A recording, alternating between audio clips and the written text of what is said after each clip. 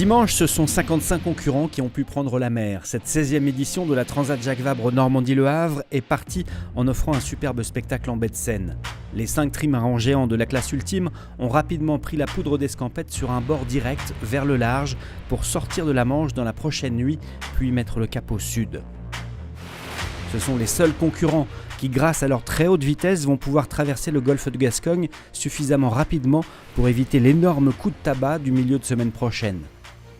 Plus lents et fragiles, mais tout aussi spectaculaires, les Ocean 50 longs de 15 mètres vont faire le tour de la Bretagne dans les 36 prochaines heures avant de marquer une étape à Lorient en attendant le passage de la tempête. Les petits monocoques sont eux aussi partis pour une première étape jusqu'à Lorient afin de s'abriter. Ces 44 classes 40 ont d'abord régaté jusqu'au cap de la Hève devant Le Havre avant de mettre le cap au large.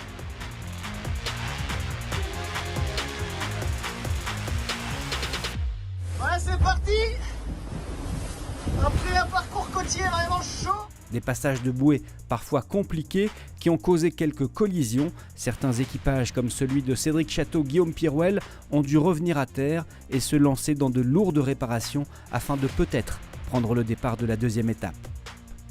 Les 40 grands monocoques de la classe IMOCA sont restés à quai et ne pourront pas prendre de départ avant la fin de semaine prochaine. Là, on parle de 80 nœuds, c'est juste...